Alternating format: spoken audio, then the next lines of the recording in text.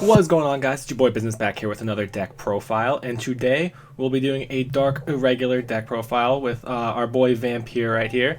It's a very fun deck. You know, for a Protect deck, it's actually very strong. Has a ton of nice combos, really good cards. It's a little expensive, so be warned on there. If you want to build this at home, it will probably run you a little more on the pricey side, but it is a very cool deck, and I'm very excited to share it with you. So without further ado, let's jump right in.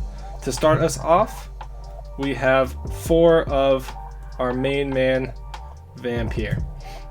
Now, he is the heart and soul of this deck. You can really, some people will like it, some people won't. If you see him, you'll have a good shot at winning the game, and if you don't see him, you're probably going to struggle because all of your, power comes from him. Now, what he does at the beginning of your battle, all of your front row units get plus 1000 for every card in your soul.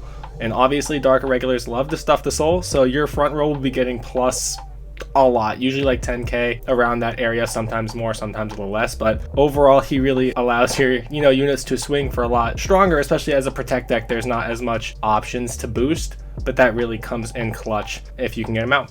Now, his second effect, when he attacks, counterblast 1 and then stand one of your front row rear guards, and if your soul has 13 or more cards, you can stand 2 instead. So he pretty much lets you get off 5 attacks, because with Dark Irregulars, you'll have 13 in soul pretty quick. Once you get them there, you're swinging 5 times every turn, plus, at least, if you have 13 in soul, you'll be having plus 13k for your whole front row. That's a lot of power and a lot of attacks for your opponent to guard. He's your main boy. You need to get him ASAP. And yeah. Next up, we have 4 Number of Terror. He is our rear guard grade 3. Unfortunately, he doesn't have like a Vanguard effect, so he's purely your side piece, but he is the best side piece you can ask for in a grade 3. When he's placed, if your soul has 10 or more cards, he gets plus 10k power and shield, so you can guard with him from your hand too if you need to. Then his other effect, if he attacks the Vanguard, if your soul again has 10 or more cards, you can put one of your other rear guards into the soul and draw 2 cards, and that's not a once per turn. So if you stand him with Vampir, you can swing once, put a rear guard into soul, stand him with Vampir, swing again, put another one into soul, and draw 2 again. So that could be a plus 4. Like, that is ridiculously strong. He's probably the best support grade 3 Dark Irregulars have, and for that reason you have to run him at 4. Like, he pairs so well with Vampir, and it really is great. Now, to start us off with our grade 2s, we have 4 the Montage Executioner. You need a ton of cards in soul, and he will get you there. So he has a Vanguard effect first. When he attacks a grade 2 or greater unit, he gets plus 5k, which is helpful. You probably won't really care about it or use it that often. But his other effect is a Vanguard or rear guard, 1 place, counterblast 1, soul charge 3, and if you soul charge the trigger, draw a card. That is ridiculously strong. You counterblast 1, you get the soul charge 3. Chances are you'll probably hit a trigger, which kind of sucks, but then you get the plus 1 off of that. So, you got to run him at 4 just because he fills the soul so quickly and so easily that there's no reason to run less. Next up, we have 4 Emblem Master.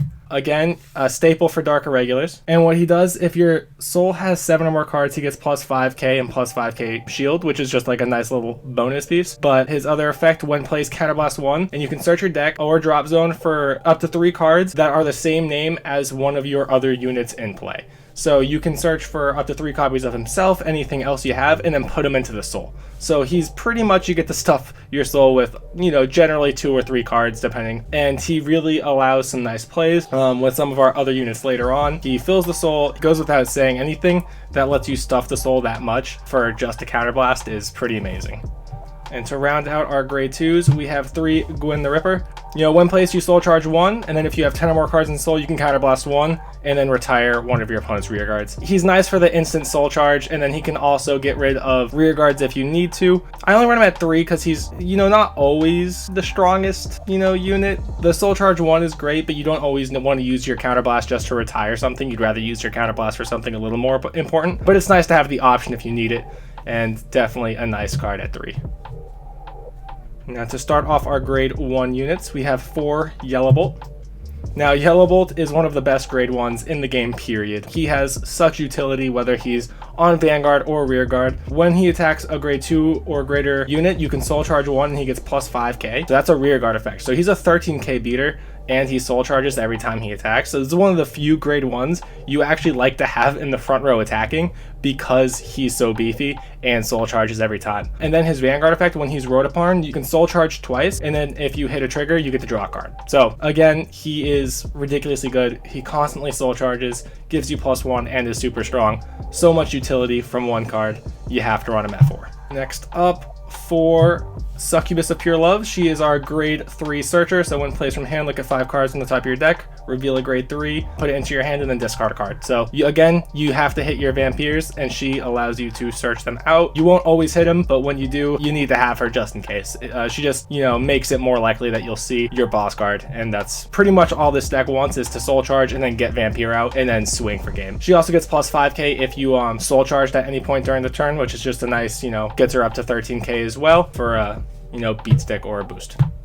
Next up, we have 4 Variance Killer Tail. Now she is, again, ridiculously good. A lot of this card's support is just really good. So once per turn, you can rest her and then put a card either from your damage or drop zone into the soul. If you put one from your damage, you have to take a card from the top of your deck and put it face down into your damage. Now, if you have 3 copies of her in your soul, when you use her effect, you can countercharge one and then stand her. Now, that would seem pretty infrequent of an effect to have 3 of her in the soul, but if you use Emblem Master along with her, you can really do that super easy. So getting 3 of her into the soul will happen more frequently than you'd expect, so you pretty much get to use her effect for free and countercharge once. So she's ridiculously good. She's a once per turn soul charge, and obviously has some more combos with her as well. So nice to have it 4. You have to run 4. If you're going to run her, you have to run her at 4, just because her effect only works with 3 in the soul. So, and then our last grade 1, we have 2 Alluring Succubus. So counterboss 1, you put her into the soul, and then she's another grade 3 searcher. So you look at the top 7 cards from your deck,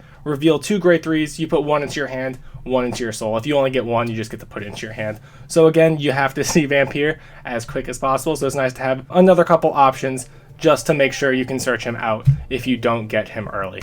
So now for our trigger lineup, and as I always say, trigger lineups are to your discretion. I am a very aggressive player, so I do enjoy having my, once again, full crit lineup.